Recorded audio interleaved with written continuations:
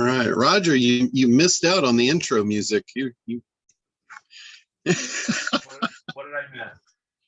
we had Funky Town going on. Chris was getting jiggy over there. Oh, I was getting way jiggy. Oh, that's awesome. Well, thanks to Mr. McLean, we've got higher quality audio and video here on me. So that's a good thing. He brought me a really cool ring light that I'm staring into right now. And man, I almost look presentable. Wow. I thought you just got your hair cut or something. I don't know if I look as good as I did in the jacuzzi yesterday. The jacuzzi was the bomb. I look really good in the jacuzzi. But I do like the lighting, John. It really does help. Yeah, no, it's awesome. The other thing too is the camera. In the past, I've been using the camera that was built into my laptop, and it's just not the same. And that was another little present Mr. McLean brought me, was a Brio camera. Very good choice. Yeah, and it's awesome. So I am totally rigged up here now on the boat. So you actually look competent now. That's frightening. Downright frightening. Oh man. So anyway, Dwayne had sent in an example for us to all look at, and it's unfortunately, Dwayne, it's got some of the same problems that I had when I did my last ad. And I'm looking forward to hearing you and fixing it. So we'll kind of go through it. It really goes back to basics. You know, I love what you did, though. I mean, that is absolutely awesome, creating the solo ad and getting the thing cooking so you could at least test it. Because without testing it, you have no numbers and you don't have a starting point. Everything is just, out in the ether. So it's awesome that you stepped up to the plate and got the ball rolling. So now is when and this is with any campaign. I don't care who you are or how good you are or how much experience you have. Whenever you start running a campaign, you're always going to be able to optimize it. So first step is to get it running, which you're there. That's absolutely awesome. The next thing is to actually look at your numbers like you did. You said, okay, so many go out, so many got clicked on, and so many opt-ins, right? And unfortunately, you got 0 opt-ins. So we know where the break in the chain is. And I think there's some breaks prior to that break as well. So if you don't mind, I'm going to share. I'm going to pull your skirt up and show everybody what's under the hood. My favorite skirt. Go ahead. Okay. Let me get my email up here.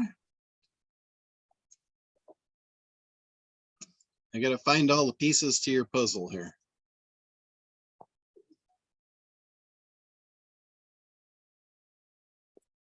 Okay, here it is in the Word doc. Okay, let me share my screen.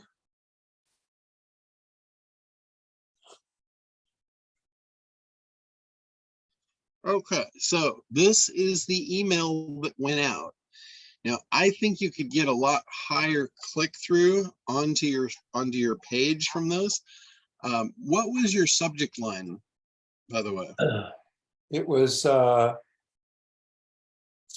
think it was, would you like to save thousands in attorney's fees? Okay. So It sounds like from the number of people that clicked on it, it sounds like that piece of your puzzle was good. Yeah, I've got like a 29% click rate on it. Yeah. The fact, and you probably got a whole lot more than that in open rate. So with an email campaign, you have the first thing is they have to open it. The next thing is they have to click the link inside of it. And this is where I think you could get a lot higher conversion, because when you start out here, you're just calling out their name. Yeah. So you normally wouldn't do that. You'd say, "Hi, John," or you wouldn't just say, "John." You know what I mean? Okay. So it's like a greeting almost. Yeah, right. Okay. But the next thing you go into is yourself. You're not Oops. focused on them. Oh, okay. And also you started off with a complex sentence here. You know, as a licensed attorney for 27 years, I know attorney's fees can be shocking. So that's like your statement is attorney fees can be shocking, but you're putting it on the end, you're reversing it, turning it into a complex sentence. Yeah, yeah, yeah. So what you always want to do, and this is for everybody, write on a third grade level. A third grader would not write complex sentences. And I know that sounds almost idiotic, but it works. I guarantee you simplify the heck out of stuff. The only way that doesn't hold true is if you're writing to a PhD professor or somebody that's got a high level of intelligence, and they would be insulted by that, or they would think less of you for it. But that's not your audience. You know, your audience is somebody that, you know, they're afraid, they're scared, they're in trouble. So make it easy for them. Let's see, the other thing, most people would like to know how to reduce attorney's fees. That's another statement that could be disputed because most people don't need an attorney. Yeah. So you know, you never want to say anything that they could say no to. You don't want them to say, "Nah, I don't believe that," or "That's not true." Yeah. So never give them anything at all that they could dispute. Stick to the facts, unless you're digging into their personal feelings. Like you might change that up to say, you know, I know how frightening it is when you get a subpoena, or, you know, whatever it is that they receive. When they receive that piece of paper in the mail, or a summons, or you know, they get served, whatever it is, that's the point in time when they're freaking out. Yeah. So you can tap into their emotion there, and then you say, you know, after the initial shock and fear of, oh my God, what's going to happen to me? The next thing that sets in is you start wondering how much this is going to cost you. And if you don't know what I know, it could cost you tens of thousands of dollars. But with this one simple thing that I can share with you, I can take away your stress and most of those fees. So that's the way you want to communicate. You want to talk to them about them. You know, tap in. You know what they're feeling. Tap into that emotion. Yeah. And you're way better off there. You know, see here again, you do it. You start off talking about yourself, and then you give them one more line, and now you go back to talking about yourself again. Yeah. Okay. It's just hard not to do that. It is. No, it's incredibly hard because it's not the way we normally think. You know, we think that we're great, and we probably are, and we think that we have to convey that. But it's the wrong thing and the wrong way to do it, in my opinion. There's a lot of parts that, to me, this makes cringe when I see that stuff. I know other people feel the same way because they've expressed that to me. And the really good marketers, you know, they don't come out and tell you how great they are.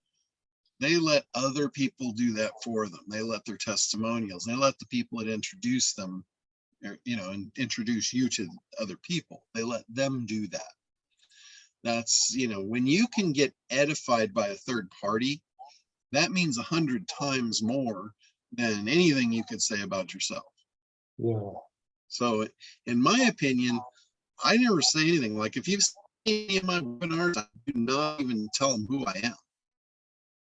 I'm pretty deep into the story before I actually introduce myself and Chris when I'm doing a site pop webinar.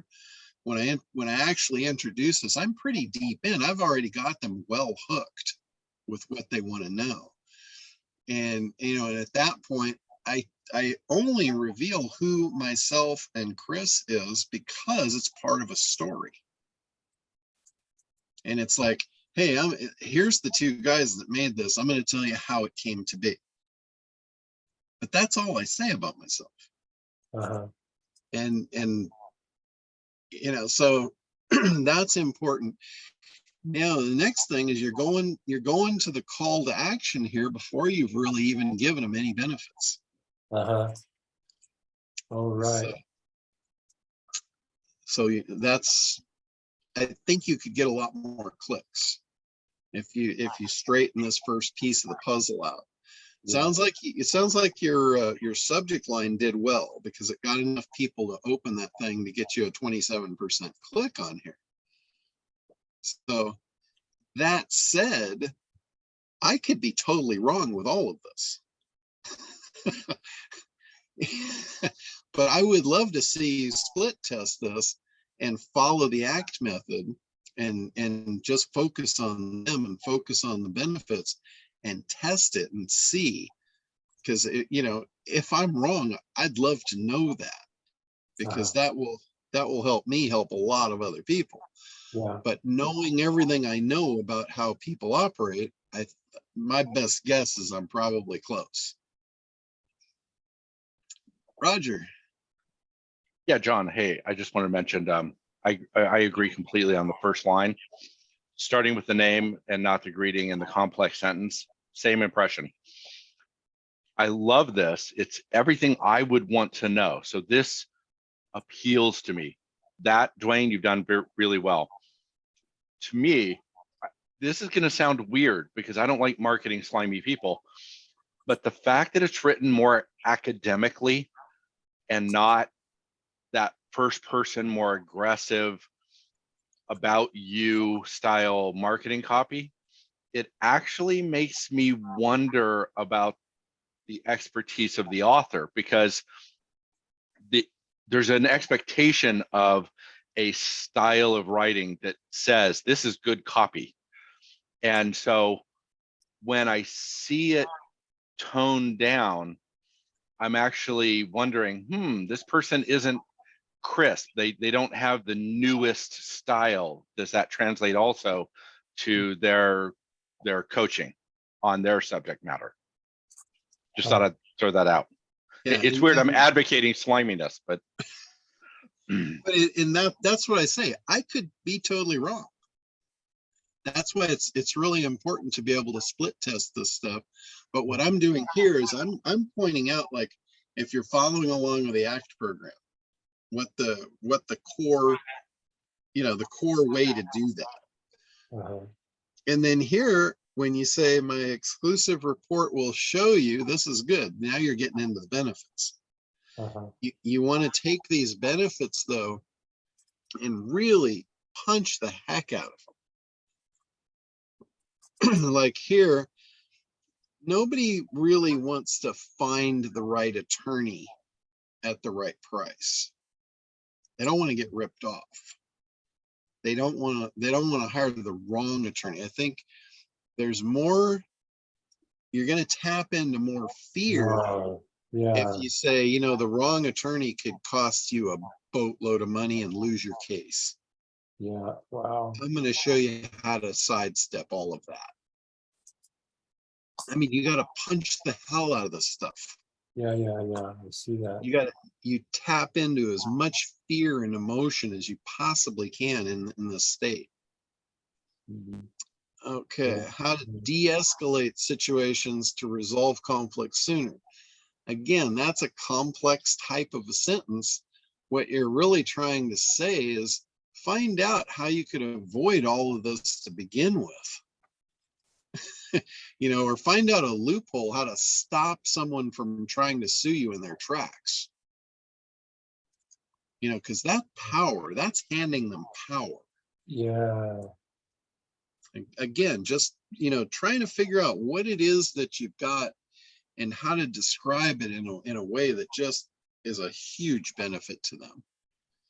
Nice. Yeah, good. Let's see. How to get help to review questionable fees. Again, that's kind of like, I don't know if that's really something they're laying in bed at night thinking that they want. Yeah, yeah. That's the stuff you got to figure out, and less could be more in this case.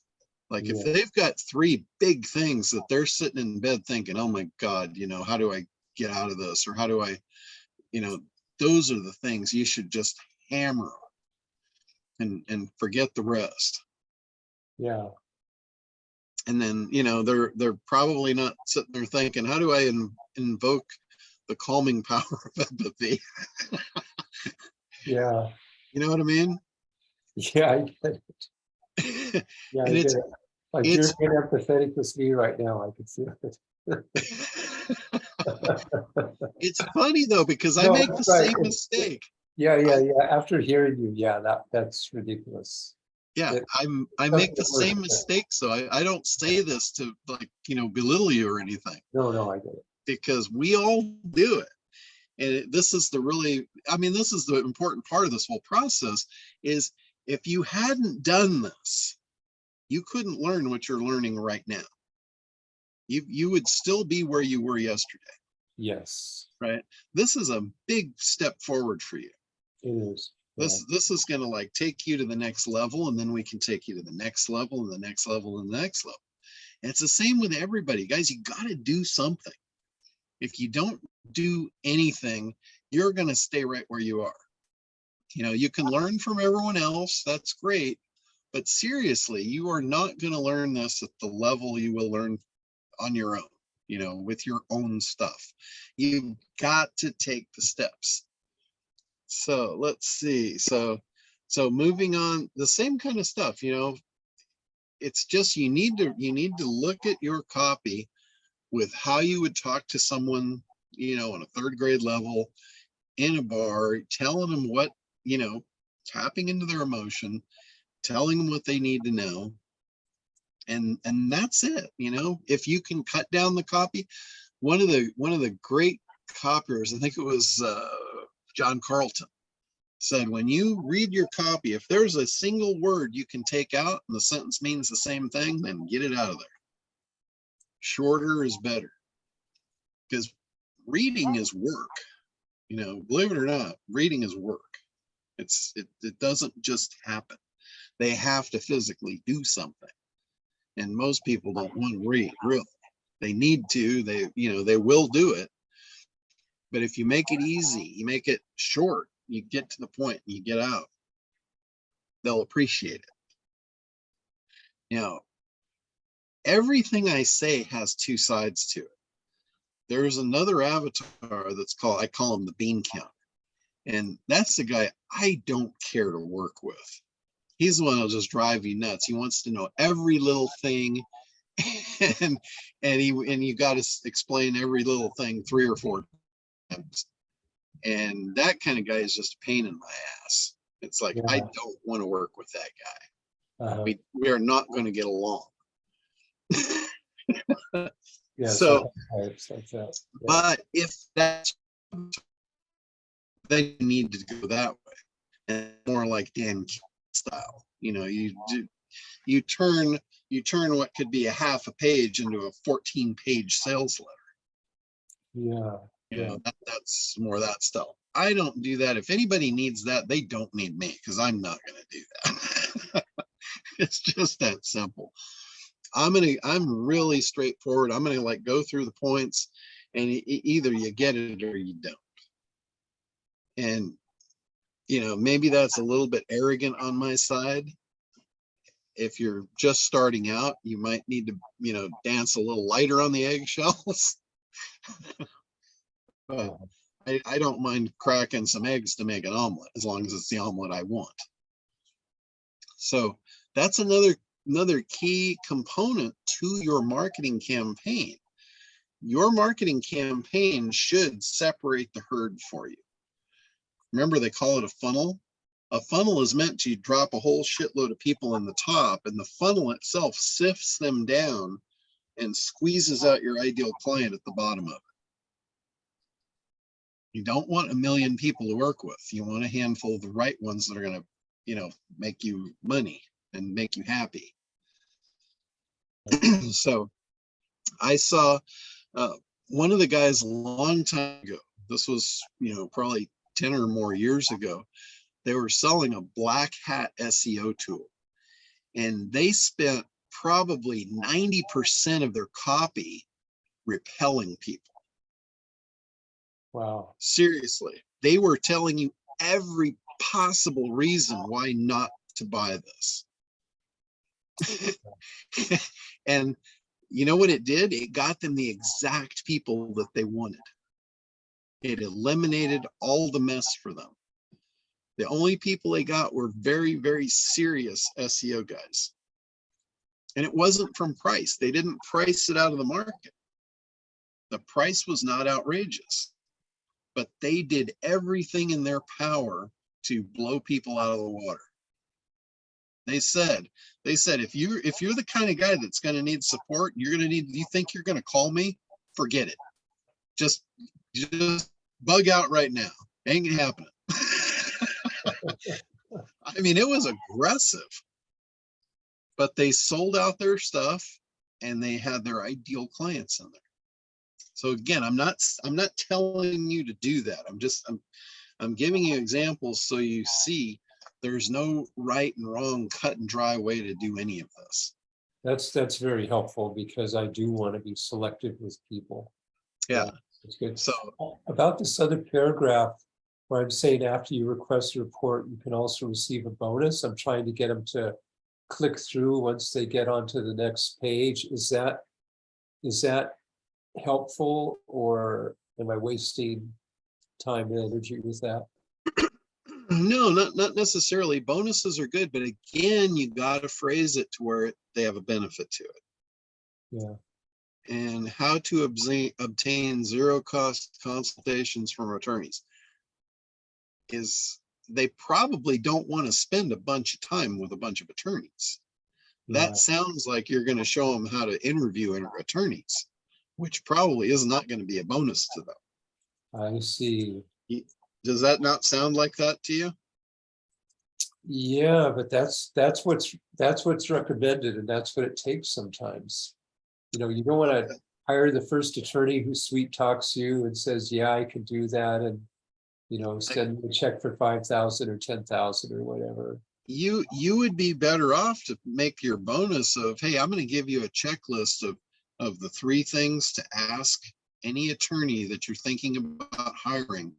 And by their answers, you will know whether you're going to hire them or not. You know, something to that effect. You could probably even simplify that more, but that would be a benefit. You know, yeah. what are you need? I'm going to give you the bonus. That's the 3 things that's critical for you to ask any attorney before hiring them. Yeah. You know, and that's got some mystery to it. They're like, wow, I want to know that. They could opt in just for that bonus. I see. Yeah. Nice. Any bonus that you attach should be that powerful that they would opt in just to get that bonus, even if they don't want your original thing. If you didn't catch them, that's what bonuses are for. Bonuses are for catching the extra fish that got through the net,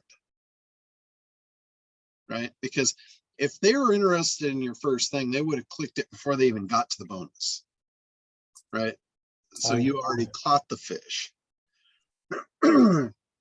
Bonuses are to catch the fish that get through the net.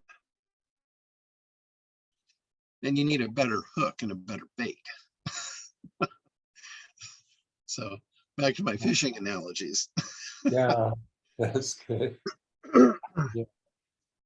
But other than that, I mean, it's awesome that you got this far. But now you have a sharpening stone. You can go back and sharpen your sword. Yeah. This is very, very helpful. But keep your original. don't edit this at all. Keep this as version 1. Yeah, that's what I And do then- with my number or Yeah. number. Yeah. Yeah. And then make a version 2. And with the solo ad that you're running, you might be able to have a split test. You might be able to send a 50-50 split to the 2 different versions. If not, if they don't allow that, then make note of how many you've already sent out and go back and tell them, I want to swap the copy for the next 500 or whatever. Yeah. You know, if the numbers that you have are based on 500 or 1,000 or however many, just tell them, okay, I want to split this now. I want to change the copy to the next X amount of number of people. Yeah. And then you can look, you can put them up side by side and say, okay, version 1 got a 27% and version 2 got, you know, an 85%. And then you'll know that piece of the puzzle is now optimized. And then you can do that again. You can keep splitting it until you get the maximum. As soon as you get a version of the copy that backs off the results, you know, okay, well, I had my best one prior to this. Yeah. Or you keep trying. But that becomes now your control. They call it a control. So right now your control is your version 1. So you're going to test your control against a new version. And hopefully you'll get a new control. Yeah. So you always test against a control, which is a known factor. Right. With the numbers, the click numbers. Yeah, and that's the only way you can really optimize any campaign is if you have a control. You know, you could sit here and kick this around and speculate all day long, but until you have a control like you now have, now you really have something to measure against. And like I said, I could be absolutely 100% wrong on this. You could do everything I just recommended, and you could run this against your control, and your control might beat it. Uh-huh. I don't think it will, but it might. And what you get with that is you get to learn what your audience likes. You know, Roger was right. This might really appeal to them, and what I'm talking about might not. Uh-huh. Yeah. Of course, yeah. I wouldn't bet money on that, but you can learn a lot about your audience from your control and your tests against it. Mhm. So the next problem here is they clicked here, right? And they went to your page. Right. So that was here, right? They went to this page. Exactly. Yeah. Okay, and you got 0 opt-ins on this page. Right. I think I put too much text at the beginning. That's my first. Okay, so again, you have a control. You know how many people clicked to go to this page, and you know how many was it? What's the number of people that clicked? So far, in about 24 hours, it was about 20 out of 70, about 27%, 22 out of 70. Okay, so 22 people physically clicked and went to this page. Yeah. Okay, That's what I understand. It's not an open email rate. It says a click rate. So okay, gotcha. So we don't know what the open rate was, but we know the open rate was probably much higher than the click rate. yeah. So that's why I say I think your subject, I think you hit the subject really well. So you look at each step and you see like where's the break in the chain. So I think you had a really good link on the first part of the chain, and then you had a little bit of a break. And I don't know that there was actually a break. 27% is pretty outstanding. That's what I thought. Yeah. Yeah, 27% is absolutely outstanding on a click-through rate. So, but what the next step is that's called a conversion rate. It's how many converted.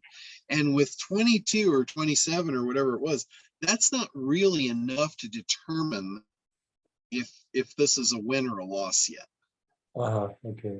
So you need probably, because the click-through ratios go on percentages, and basically a lot of our conversion rates. Sorry about that. I said click-through. Conversion rates they are typically very low. Yes. Like in a lot of cases, it might be 1/4%. Wow. So if you got 1/4%, you're going to need 400 people to get one. Yeah. Right. So having 22 is not near enough to make a determination of what your click-through or what your conversion ratio is yet. I see. So I should let this float for a few more days as it is, or even a week. You could, but the first thing I would do, we don't really know about this one yet, but we do have good numbers on the other one. 27%. That's a good enough number that you can test against it. Yeah. So I think you have your control for your subject. I wouldn't, you could test that, but I think you're good on the subject. Yeah. But I would personally definitely test the control of the copy. Okay, I'll redo the copy, and they've been pretty responsive. Within a day, I did an extra edit and they popped it right in. So Yeah, that's awesome. I'll try to do that. And then here, I mean, let's take a look at this. So maybe we want to sharpen this up at the same time. That would be great. And the biggest problem I see here is, where's the big idea? Remember, big idea is a promise, and you've kind of got it here: save thousands in attorney fees. So Yeah. you've kind of alluded to it right there. So you have a promise, you have a unique delivery mechanism that's going to deliver that result, and then you have a unique way of saying it that they haven't heard before. So you're kind of weak on the big idea, which, that's your main headline. That headline, the purpose of that is to grab their attention and move them toward demand and desire. So since it's free, we don't have to do a lot of selling on this. It's a free thing. You're just trying to give them something that will help them. Yeah. So we don't have to go very much further than the big idea, but we do need a big idea. Yeah. So that I would work on here. While I'm thinking of it, John, I don't know how on Kartra to determine how many people downloaded the report. I go to my leads page, and I see that nobody has subscribed, but I don't see where to check on downloads. Well, the subscribe and the download's pretty much the same thing. Like when they subscribe, they go to the thank you page to download, right? On the thank you page to download, though, it says click here to opt in. It's a double opt-in, so they have to click to receive more emails. So they can download the book, I think, without doing the double opt-in. Is that right or not? I wouldn't do that. No. Just take away the double opt-in. Not at all. Because if you tell me here that I'm going to get this free thing, and then I get to the thank you page, and for me to actually download it, I have to accept another term. That's a mistake. Yeah. I would never consider doing that. I know, that's what I thought was Yeah, that's not a double opt-in. That's a bait and switch, and people don't go for that. What I was doing was I was just using the standard Kartra form, and I had checked to use a double opt-in. So I thought, oh, this is the way they do it.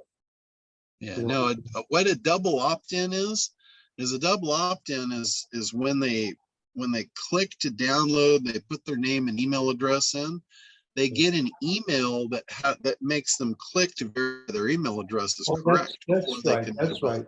So I don't know how that language got into my thank you page. I guess I used a template that had that or something, but I'll go ahead and change that because I thought that was it. Okay. And here's the other thing. I talked about this, I don't know if it was last week or the week before, but I position myself to allow people to take advantage of me or feel like they're taking advantage of me. You guys remember when I talked about that? So That being said, I would never do a double opt-in. If they want to put in a bogus email address, I'm going to let them.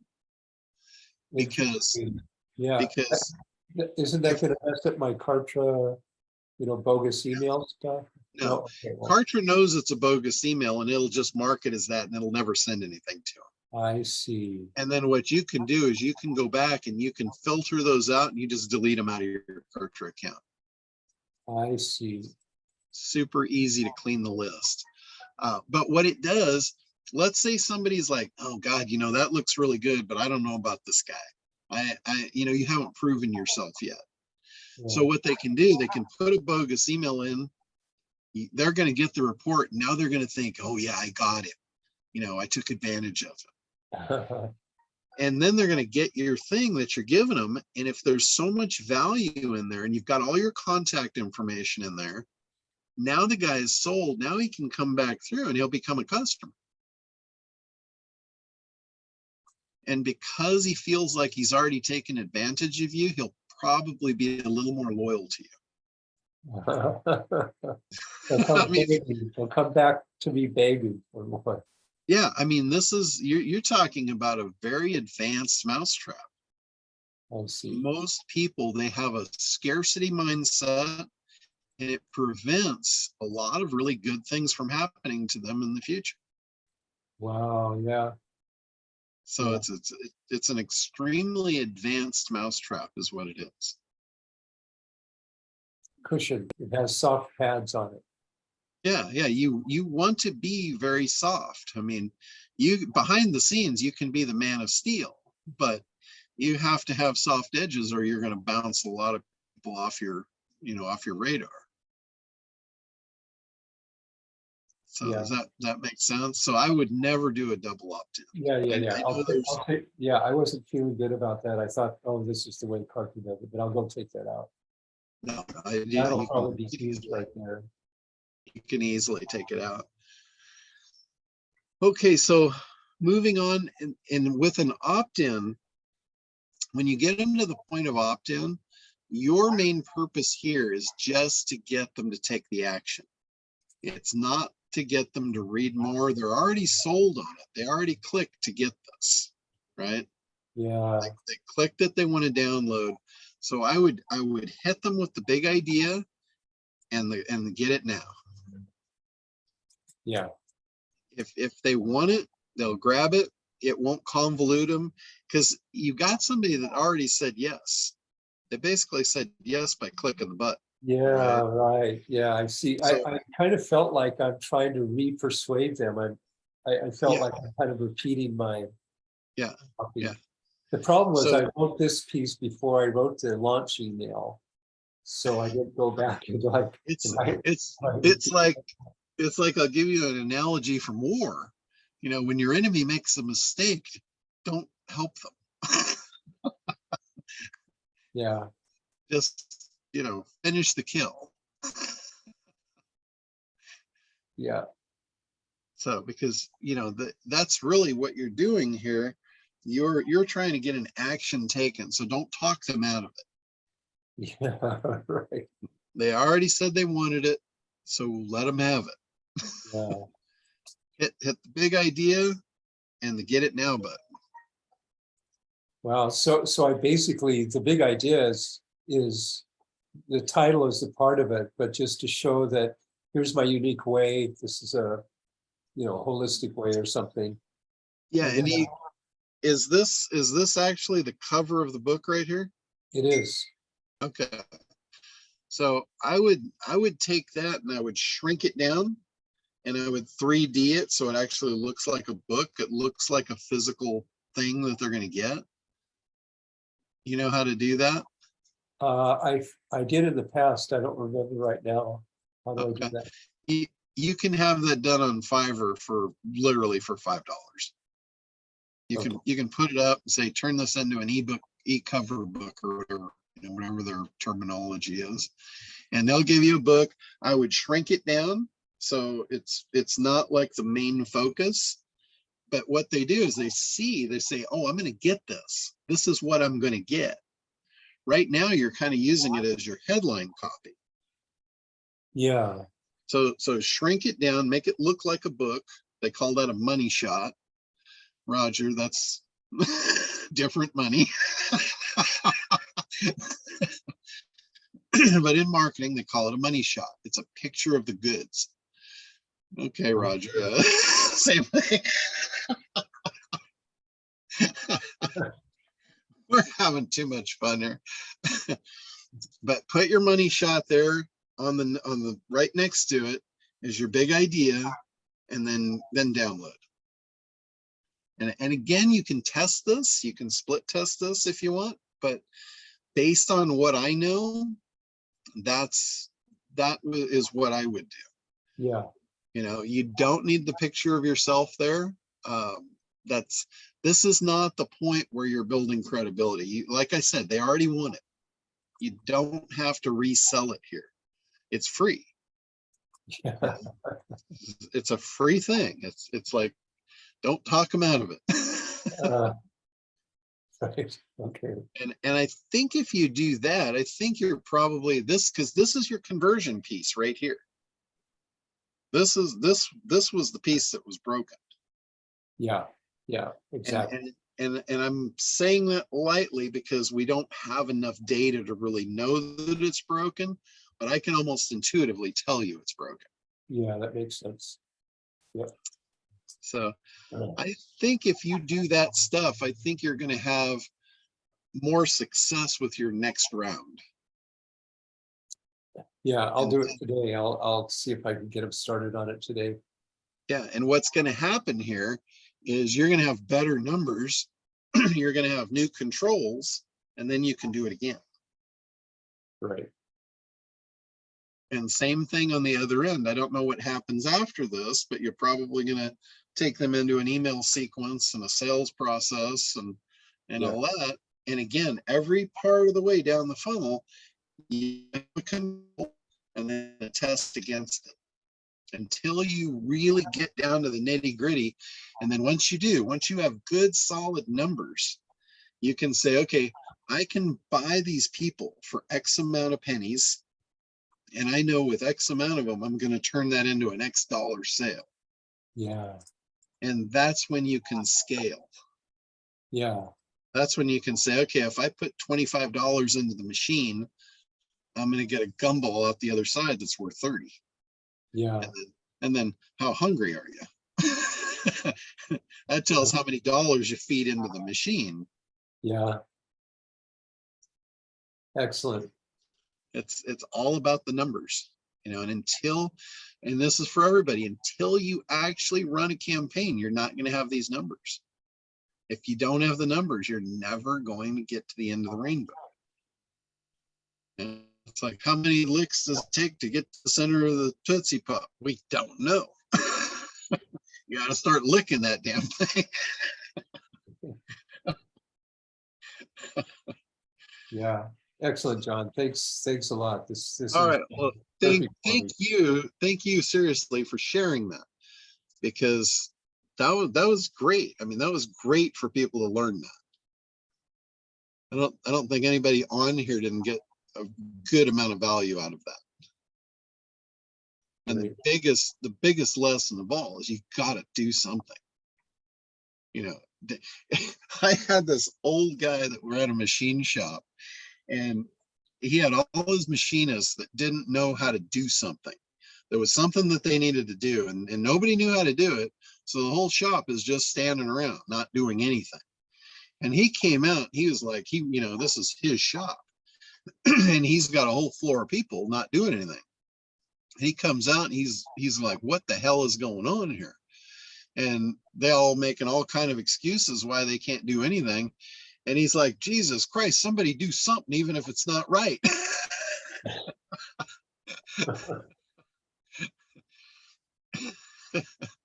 So it's the same thing. You got to make some mistakes. You're never, ever going to do everything right. It's never going to be smooth. But it can get there as long as you work through it. So, all right. Anybody not get as much out of that as I thought? I loved it. These are the best days ever, is when you go through somebody's actual work product and we figure out how to make it from ordinary to awesome. Not that yours was ordinary, you got a crazy good conversion rate. Yeah, absolutely. All right. Anybody else? Who's up next? Hey, John, I got a, excuse me, I have a question. I'm still struggling with trying to join your affiliate program. I did everything we talked about yesterday. Okay. Excuse me. And I'm still not getting any indication that I'm in the program in any way. Gotcha. Okay. I can share my screen and show you what I'm doing. Well, first, let me look and see if you made it through. Okay. Let's see if you made it through the gauntlet. And what email address did you use to sign up? Well, again, are you referring to my Kartra account or my account with you? Kartra. Okay, that would be my Kartra account is beyond film, FILM, at me.com. And I even logged out and logged back in to double check. Okay, so you're not in here. So let's go through it. Go ahead and share your screen. Okay, let me bring up real quick your email from today. I'm just going with today's email. Join us for the call, and then clicking on that link. So let me just bring that up real quick, and start from the top. Okay. All right.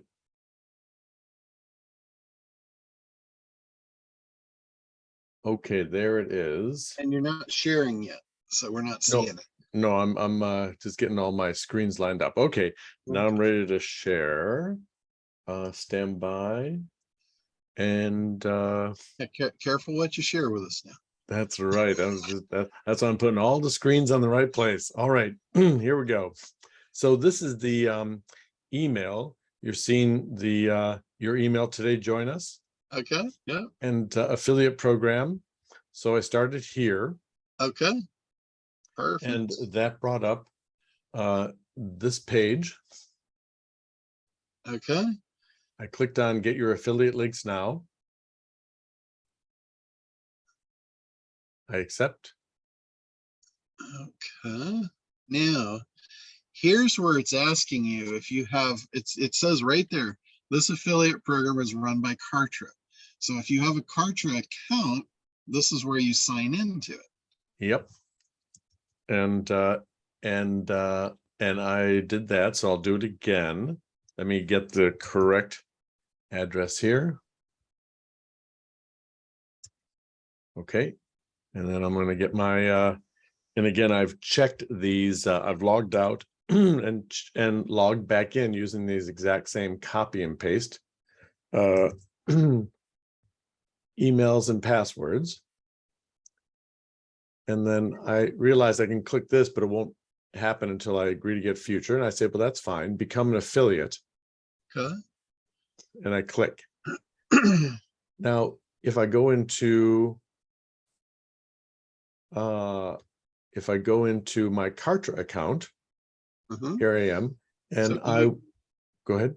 Go down on the left where it says my affiliate promos. Okay. And promotions. Yeah, that is really bizarre that it's not adding you in there. Try going to the marketplace.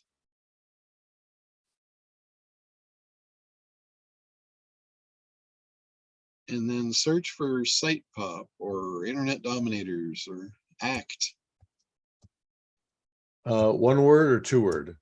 I believe it's one word. Okay.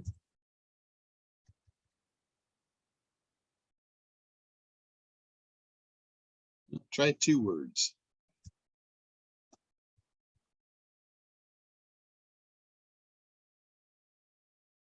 Okay, there you go.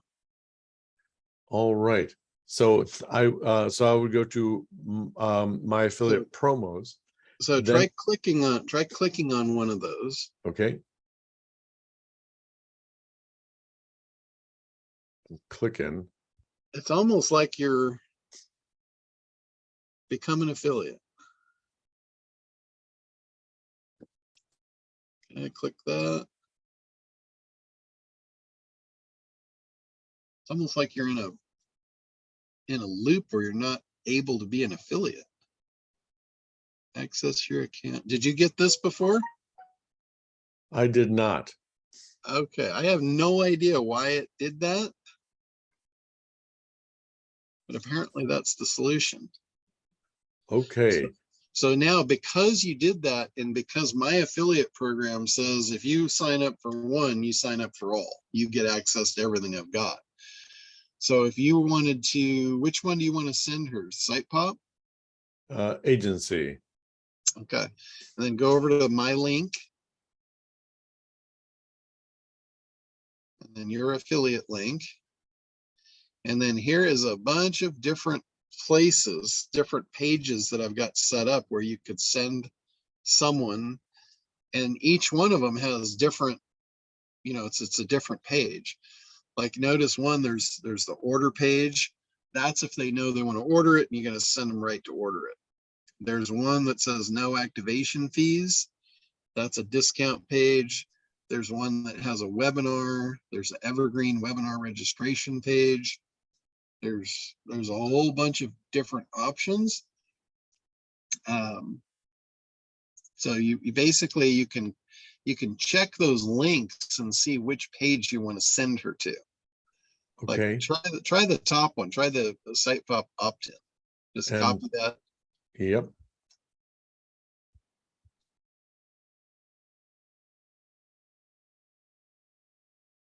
I think you have to highlight it first. Okay. Not sure why Kartra doesn't turn those into links, but Yeah. While we're here, just what is add tracking links? But am I taking us off topic here? No, that's fine. Anytime where you have add tracking links, what you do is you put a specific code that it adds to your link, and then you can track based on those tracking codes. Okay. Like for instance, let's say you send out an email promo and you wanted email as the tracking code. Yeah. Or maybe you did a pay-per-click campaign and you wanted to know specifically who came through that campaign, you could add a tracking code to it. Okay. So in the meantime, I copied this. I'll make a new thing here. I'll paste it there. And this is giving me a preview of what they will. Yeah, this is exactly what they would see. So there's that free 9-minute video reveals the 5 secret ranking signals. And see, as far as Dwayne, look at this page. It's basically, it's a big idea. Get it, watch the video and get on top. And you got the beautiful girl there, and we're saying, watch the video and get on top. All right, nothing subliminal about that. Little sublimation there. Yeah. So I can go back and see what was I guess what I would like to send her to would be the page that had the explanation of it. That click through that, and I think you're going to see that that's where she's going to go. Okay. So all right. Go back to the page with the girl on it. All right. Oh, I see what you're saying. Sorry. It's I'm going to paste it in there. So you can actually just go through the process right now and you can see what she's going to experience. So again, I'm reiterating here, get instant access. And just go ahead and opt in, and then you'll see where she's going to go. Okay. All right. Okay. And you can also see the follow-up process as well.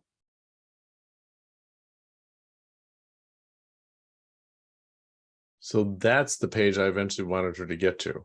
Yes. But this says that she has to sign, give her name and alrighty. I guess if that's offsetting to someone to have to sign up for it, I guess I wanted to get her here, just so she could see it. But if I just send her the link to this page, it won't go through the affiliate program. So if I wanted to go through affiliate program, I just have to have her sign in to capture that name and email address. And that would be the one that she's going to use to make her purchase anyway. So, okay. So by her signing in there, she won't have to put that information in when she goes to make the purchase. It'll pre-populate it for her. I see. Okay. Well, there you go. And so if I were to check my email right now, I would see if my signing up. Yes, and you'll see the email that she's going to receive. Right. And then if you pull it up, this is another good point. Whenever you have a thank you page, make sure you send a thank you email that has a link back to that page. Because a lot of people will click something else, or they'll do something, and that window will go away and they have no way back to it because they don't know what the URL was. Yeah, I'm looking at my email. I've not received anything yet, but okay. Well, you should, within a few minutes, you should get an email. Okay. And it's basically the thank you, and it's got the link back to that page. So later on, they can reference that. Like, she might come back in next week and say, oh yeah, that's right. Here's the link. I'm going to go back. I have time now to check that out. Okay. And here's and as you were saying that, the email came through. Okay. Yeah. Here's the link to get started. And then Dwayne, see, here's where I go into my credibility. I've dedicated the last 20 years of my life to helping business owners, yada, yada, yada. I also want to note that in a previous window on his thank you page, it had those same 2 lines where the person had to click, I will receive future communications, and also I accept the GDSR or whatever. That's what I meant about the turnoff. Was that where the part that I didn't know? I don't think that's going to be your problem, because that's standard stuff. That's all standard. Okay, so I should leave that on the thank you page, and they do have to click to receive future communications. Yeah. In order to get it. Okay. Yeah, because basically what you're doing here is you're getting permission for you to even send them the thank you email. If you don't do this, then you put yourself in legal jeopardy.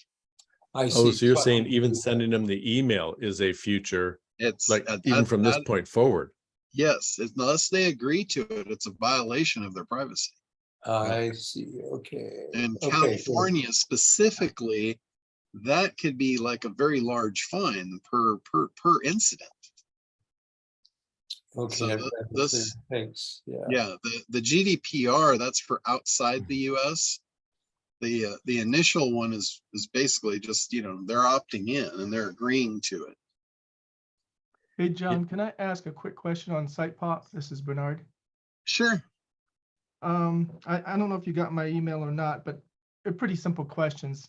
Is there some kind of alert system besides having to look at go on the site or on the phone that your account's down or that the phone went off? No, there is a way that we could send an email for that. I don't think Chris has put that into the system yet, but I know, like with mine, I've got my phones on racks. I don't even know how many I have, but I've got multiple racks of the phones sitting there, and I have them turned to where the screen is always on. Mm-hmm. So, when I'm in my office, every time I walk past the racks, I can see if any of them are offline, and I just go click them and put them back in order.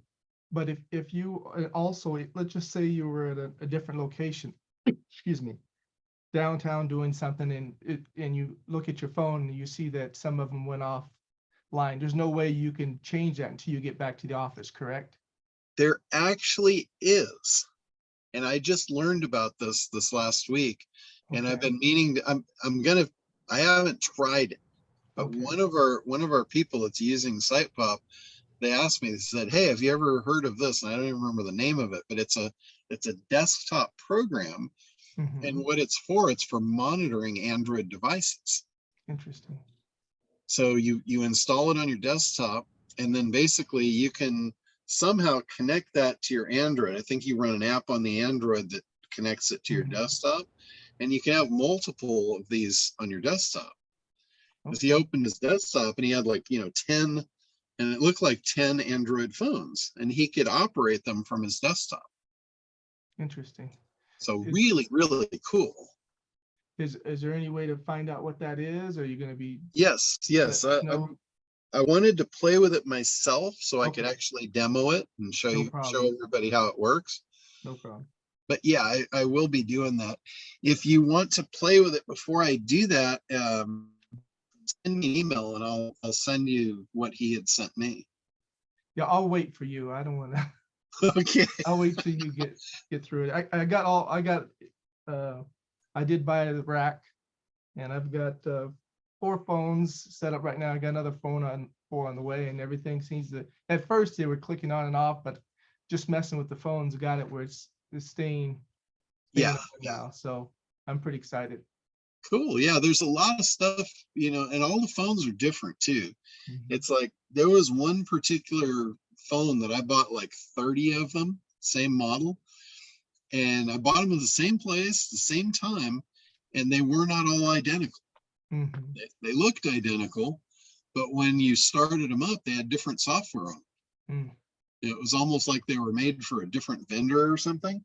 Right. So I had to literally like go through and, I just go through and delete all the junk apps that they load on there. And the weather app is particularly a problem because it sends all kinds of alerts that breaks the connection.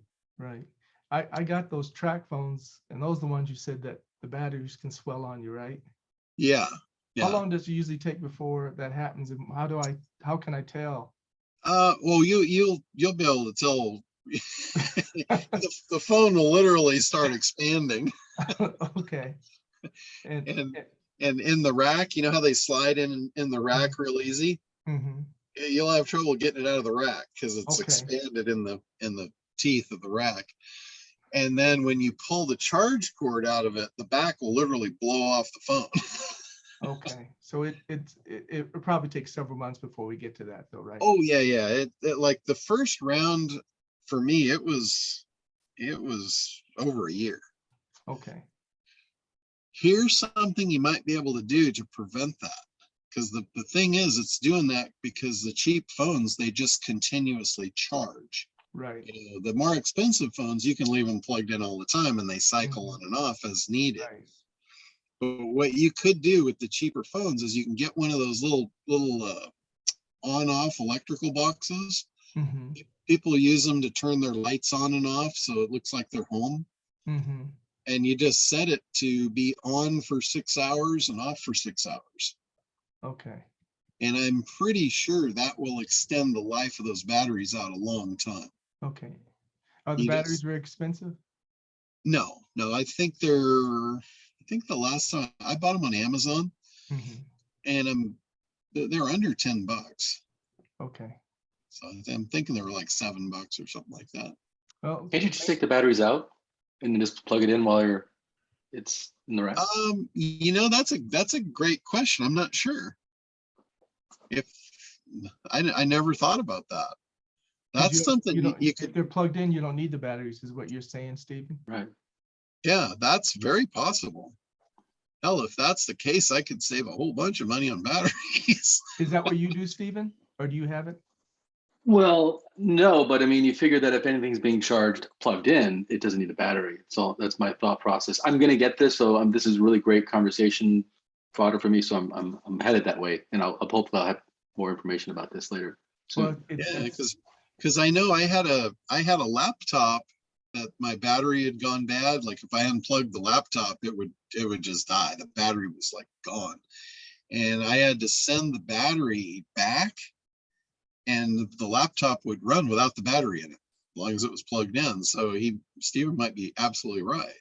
maybe I'll pull them out on one of them and just see how it goes. But I wanted to say, Stephen, I bought this less than 6 months ago, but I was delaying setting it up because I was overwhelmed.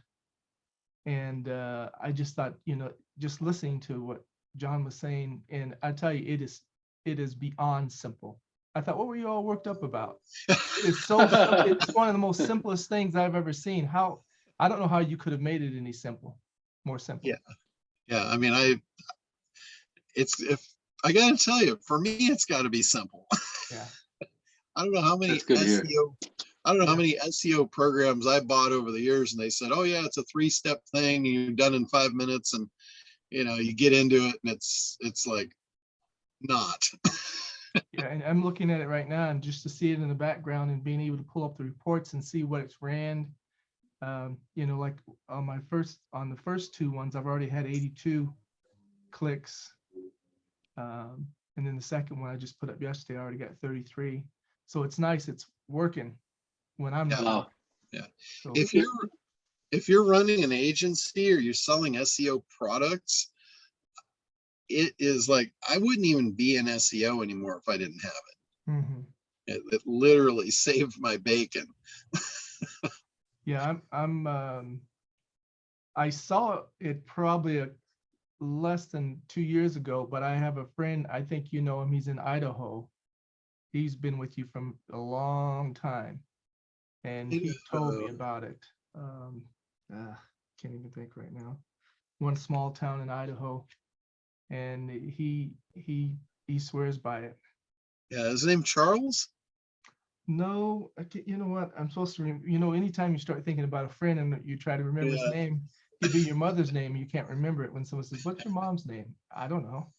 Yeah, we actually, most people don't realize this, but we started this program in 2010. Mm-hmm. We had our first version live in 2011, and it was a desktop only version, Right. and it just killed it. It Mhm. absolutely was a game changer. Right.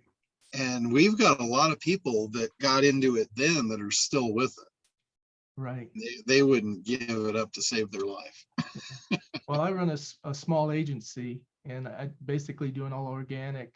I'm just getting into PPC.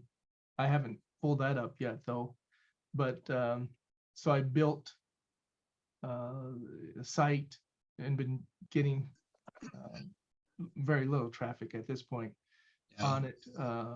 So I wanted to use, I've got a lot of organic keywords, but Okay. I don't have a lot of buyer intent keywords. Have you had any experience out with Google Performance Max? No, I'm not familiar with that.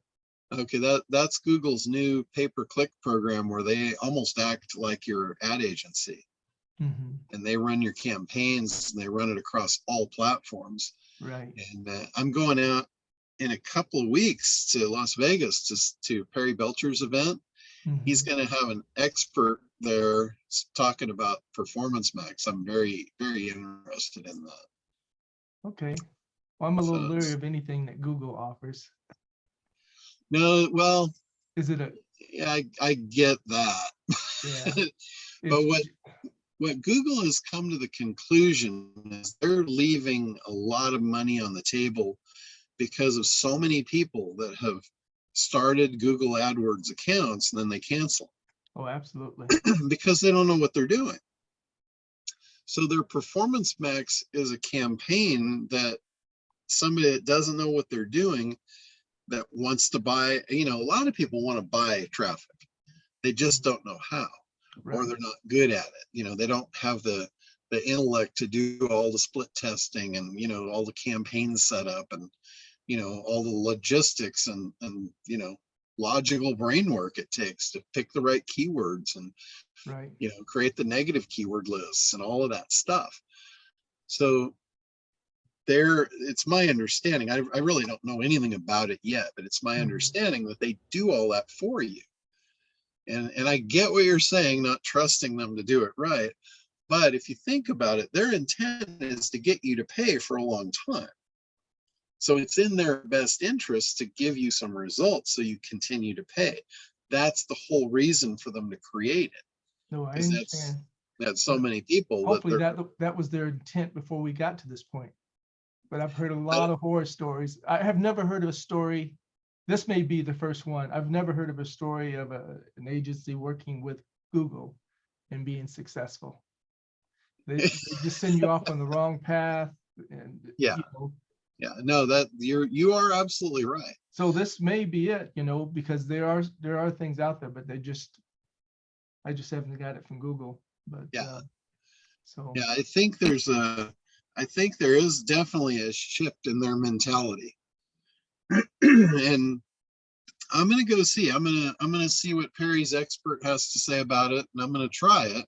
yeah, And I'm hoping that it's I'll let you all- try it and you tell me how it works, and then I'll come a running.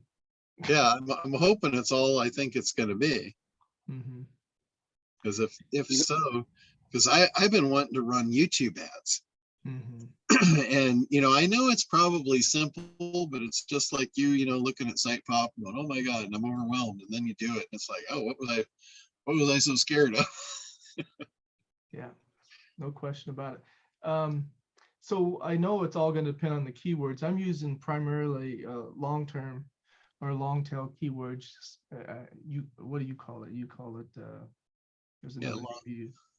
long tail is what Traction keywords Yeah. I think you use. traction keywords are different than long tail keywords. Mhm. Long tail just means it's a very specific keyword. Right, A traction keyword means that Google already has it ranked, just not at the top. right, So it might be, number 20 or 25 or 30. It's got traction. right. I see so many people that they take a keyword and they have no business ranking for that keyword. Mhm. It's like Google's not going to rank you for this keyword just because you say you want it. Right, You have to have the other stuff in place. You have to have content. You have to justify them ranking you for it. right. And I see so many people that put those keywords into SitePop and then they tell me SitePop doesn't work. Right. And I say, did you watch any of the videos I did to help you? Mhm. Yeah, And we have content and all those things taken care of. So it's just a matter of, getting Yeah. help a little bit more. If there was zero competition though, that would probably still work, right? not necessarily. Oh, really? Okay. Google has its ideas about what your site is about, and it's very hard to convince them otherwise.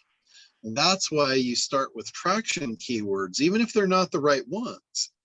It's going to give your site authority, and then you can start shifting their mentality into what you want. Mhm. Like a perfect example is my own site. I had my Limboland site.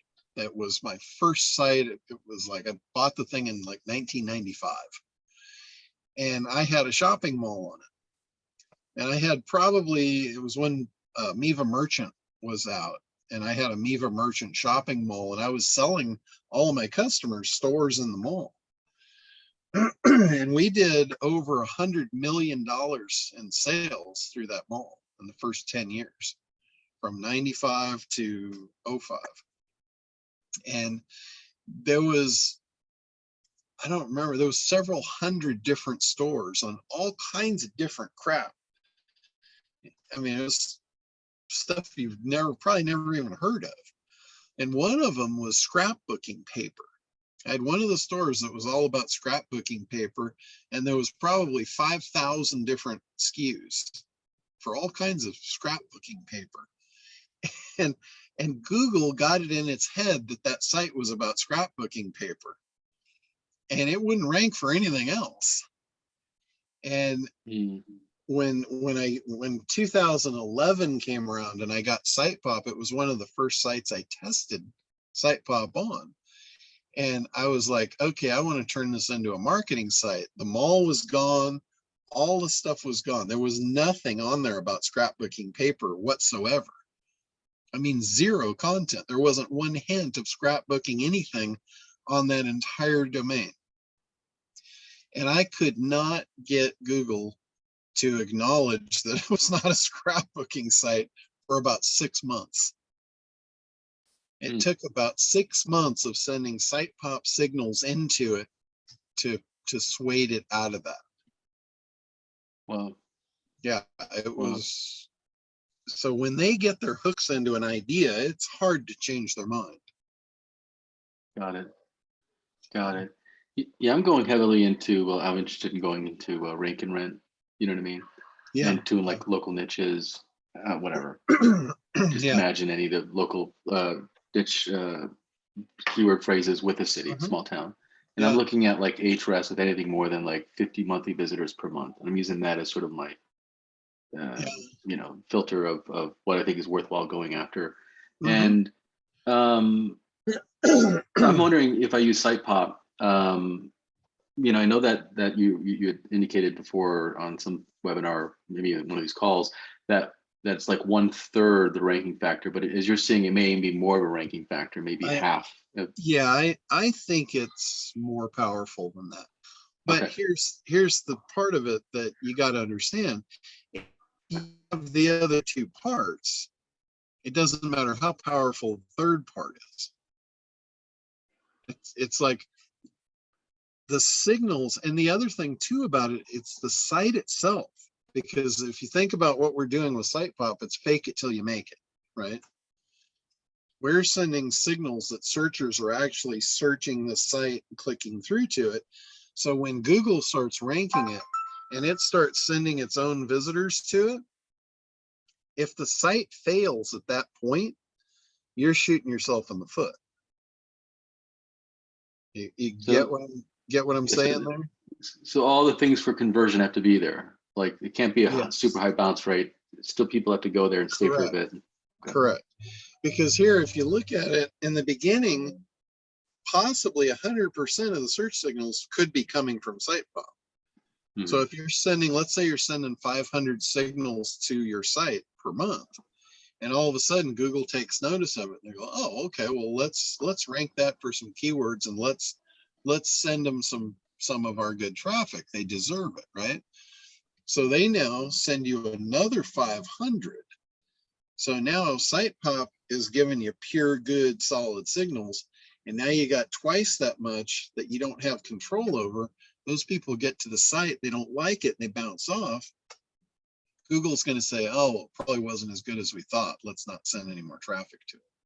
So all the other factors must be present in quality. Yes, yes, Okay. absolutely. Okay. Google and SEO, I don't care if you're talking about Google, Bing, Yahoo, whoever. It has their sphere has gotten so tight on figuring out what a quality site is. SEO is no longer about tricks and games. I mean, look, we can fake it till we make it, but if you don't have solid content, you're not going to last. And I know there's some examples out there that some of the SEO guys are using that go against everything I'm saying. But I've done this across the board on thousands of sites, and I can tell you that it's not going to last. There's certain things Google just doesn't care about, and they'll let you get away with things in certain areas. But you know, I see something. I'm sorry to interrupt you, no. but there's a girl named Holly Stark. She's probably heard of her in the SEO world, a lot of black hat, gray hat stuff. And she's got this Holly News Network thing, okay, which is basically like, have you seen it? Holly, it's got, okay, so it's got, essentially for anybody who doesn't know, it's a set of, it's like a PBN, but it's all Google News sites. And she basically was saying that it doesn't matter what topical or what site, what niche you're promoting on any one of these news sites. It's just a fact because it's a news site. It's got a lot of authority. You know, in other words, you could have a travel site be posted on one of their, you know, Albuquerque, Mexico. It has nothing to do with travel, or could, in other words, just because it's part of the Google News Network, right? But that's black hat, John, right? You don't want to be messing with that, right? Or is that gray? I mean, just because it's gotten allowed into the Google News Network, all these sites, one day that will come down. It's not what you want for long term. You don't want to be selling that to a client, right? Maybe your own affiliate stuff, but that's not something that you should be selling to another client. Not like your Sitepop stuff where it's real, take it real organic. Yeah, I mean, you're definitely on the right thought process there. When you're doing this for yourself, like she is, you can afford to just burn the village and move to the next one.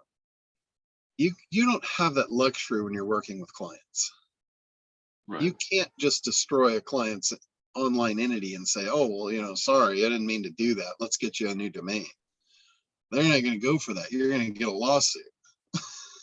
Then you're gonna be Yeah, calling yeah, Dwayne. that's true. That's You true. do not have that luxury. You have to, I mean, it's your job to protect them at all costs. So you don't entertain anything gray or black, right? Like that's just not your. Maybe at one point you did. I'm just wondering, like. And here's the thing about that. There are no hats. I don't know who Okay. came up with that. Okay. All right. There is no black hat. There is no gray hat. There is no white hat. Okay. That is all the biggest crock of shit I've ever heard of. Okay. So That, then there's either risky. there's So either you get caught or you don't. Okay. And, Okay. and like I use this example when I first spoke to the traffic and conversion crowd in Austin, Texas, I don't know, probably 2010, somewhere around there. And they were all, you know, all the SEO guys, they were all focused on this black hat, gray hat, white hat thing. Mm-hmm. And, you know, they asked me about that because I was new. I was not part of the internet marketing space. And Perry brought me in because I had helped them do some stuff that they couldn't figure out. So he brought me in, and there was a lot of people in the audience that didn't know me, didn't trust me. And, you know, they had no respect whatsoever for anything outside of what they thought they knew. And that was one of the things, you know, they brought up the discussion of the hats. And I started laughing. I said, here's the deal with the hats. I said, if I've got a bag of cash, it's got $1 million in it, and I put it on my doorstep in Huntington Beach, we're all in Austin, Texas right now. Any one of you in this room can have it. You just have to be first to get it. I said, the white hat guy, he's going to get on a bicycle or walk. And by the time he gets there, there'll be no cash and he won't know what happened. The gray hat guy is going to go rent a Ferrari and he's going to haul ass. He's going to get put in jail. Right? He's going to jail. The black hat guy is going to get in a private jet, and that bag of cash is going to be gone before anybody knew what to do with it or what happened. Not caught, did everything by the book, but got the result. Didn't break the lines, but did it in the highest possible maximum effort you could put, but within the lines. And I said, the real case of the matter is that you want the hat that's on the invisible man. You do not want to be seen. You know, which came to the next thing of one of the guys in the audience was kind of a heckler, and he's like, you know, I've never heard of you. How good could you be? And you know, and I said, well, who's the best diamond thief? And he said, well, I don't know. And I said, well, he wouldn't be very good if you knew about him, now would he?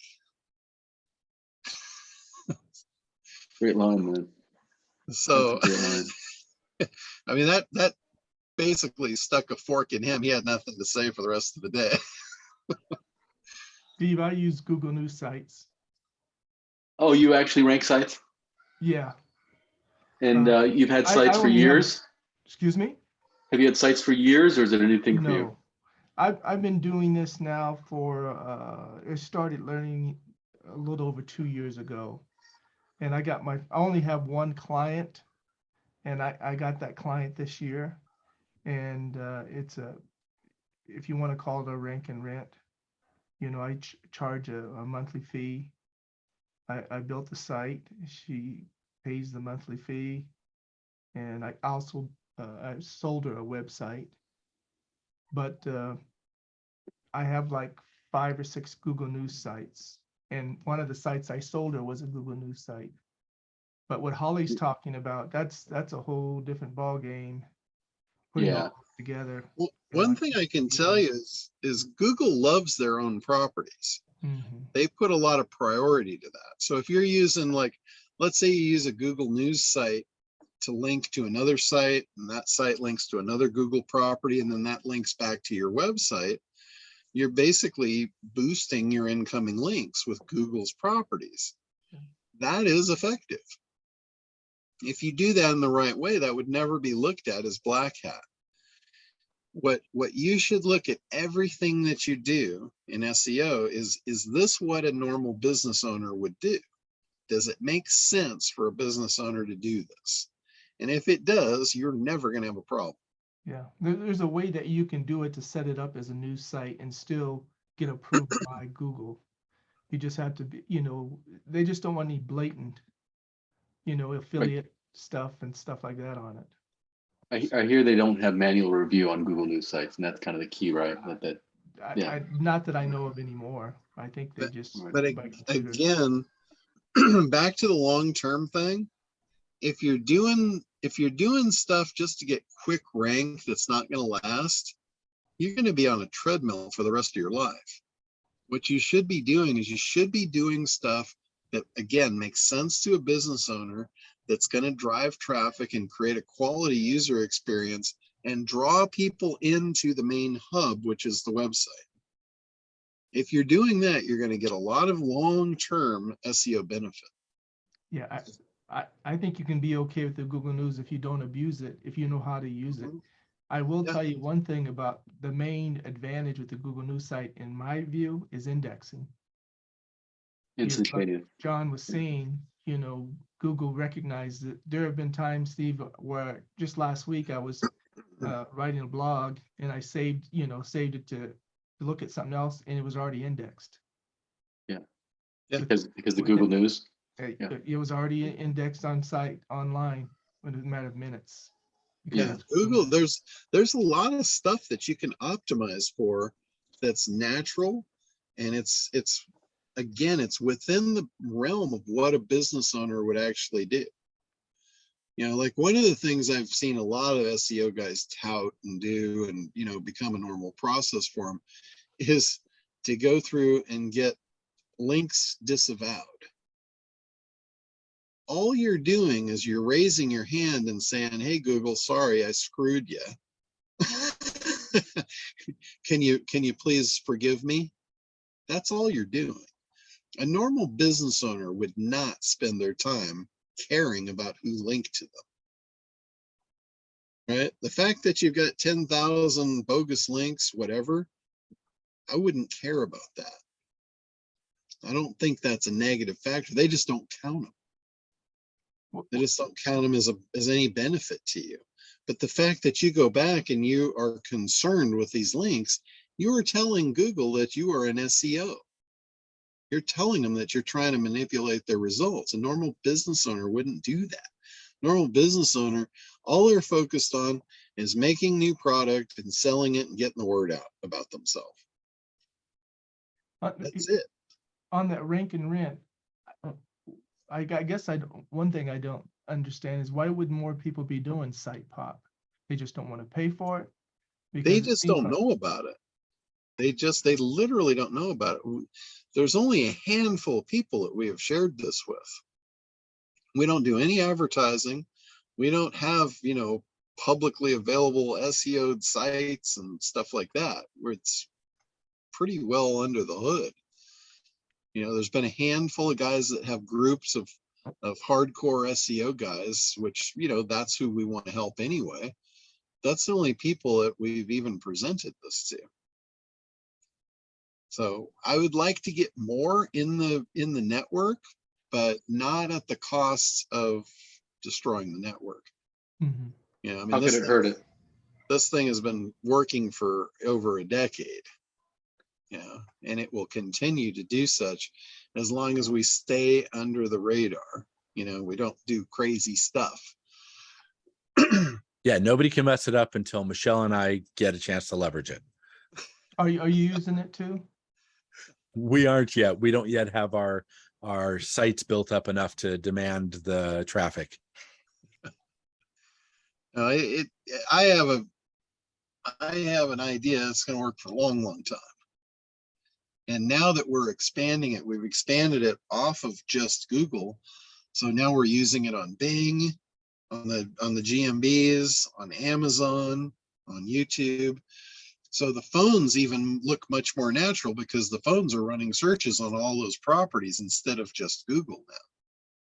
So it's like everything that we do just makes it more and more and more foolproof and strong. Interesting. So one of the things I've started teaching SEO in about 2010. And one of the first core principles that I taught, and it's still my foundation of SEO, is the concept of cloud cover. And with cloud cover, I've used the analogy of World War II pilots. The ones that came home learned to fly in the clouds. The guys that got shot down and, they were pinned on a wall somewhere, they flew in clear blue sky. So you could see them.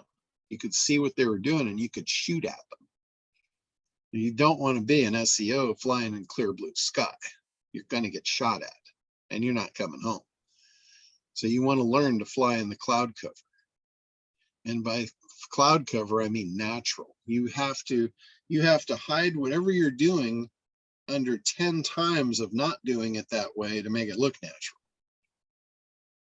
And if you do that, like I've been doing SEO since before it had a name. And back in 95, we didn't even know what to call it. Google wasn't around. Our big target was Alta Vista. And, Lycos and Web Crawler, and there was about 10 of them. But that was where I grew up in all of this. And since then, from day one to today, I've never had a client site banned. Not once, not ever. I've had my own sites banned. I bought sites to play with to push the edges and see where they were. I'd push them over the cliff to find out where the cliff was. So I never had a client go over the cliff. But and it was all done under the premise of cloud cover. That friend of mine's name is Ron Metler. Oh yeah, I know Ron. Okay. He tells, just for those that are on, the story he told me is what blew me away, never forgot it. He said that he bought SitePop and he said his son was number one. Before he didn't tell his son he had bought SitePop. His son was number one in the particular industry that he was in, and he always prided himself that he was number one. Nobody was above him. And so he secretly went ahead and bought a domain and started using SitePop until it went over his son's. And he showed his son, and his son just freaked out and got upset. And he said, "Son, that's me. I bought it for you, so you can have that site." What a great story. That's cool. That's I didn't know that. Yeah. So he swears by it. Wow. That's awesome. God, you ought to reach out to him and tell him if he sends me that in a video testimonial, I'll give him a free month of service. Yeah. He's a good man. His wife's been pretty sick, so that's why I haven't seen him lately. Oh, really? That's a bummer. Family, yeah. That's a bummer. Okay, well, thank you. I'm gonna head off here. All I right, will well, encourage everybody. I haven't got my first sell offer yet, but I'm totally impressed. I'm sold. So yeah, I of know all people the stuff out there, it works and it's pretty easy to use. So. Yeah, I'm Okay. excited to use it. Anybody else before we wrap up today? I wanted to purchase SitePop, and I wanted to. I know that you mentioned something else with me. I was wondering, a couple of sales questions related things. Do you by chance have a few minutes after this call, real quick, just to make sure I'm on the right path and signing up? And I was signed up with you previously. I just want to make sure I don't make any mistakes. Is that possible? I can give you my cell phone number. You can call. Sure. Yeah, that's fine. Okay. I appreciate it. It won't take very long, John. I just want to make sure I'm on a Just shoot me an email. Shoot me an email with your cell number, and I'll give you a holler. Okay, fantastic. I appreciate it. And then I'll get finally signed back up and stuff. Okay. Thank you, guys. Thank you, everybody. I appreciate it. Thank you, John. All right. Well, everybody have a great week, and Hey, I'm John. gonna be on next week, but I will be at sea. So we're gonna be trying out the Starlink system. Yeah, Gwen, you had something? Rustin just asked if you got his message. Is it a text? No, it was a voice message, sir. Voice message? No, where did you leave it, on mine or on Barb's? Heck, I don't know, sir. All I know is I got the internet Dominators thing, and every time I have a thought in my head, and I can't text because I'm driving, I'll send it to you vocal so you can get an idea and put it on notes. But heck, I don't even know if you look at those. Oh, it might have gone to Barb's Might have gone to Barb's cell. All right. I'll send her a quick message. Okay. Well, cool. Thank you. All right. Well, we'll see you guys. I don't know where I'll be next week, but I will be out on the ocean somewhere hunting big game. So, Sounds like fun. all right. So have a great week, and we will talk to you then.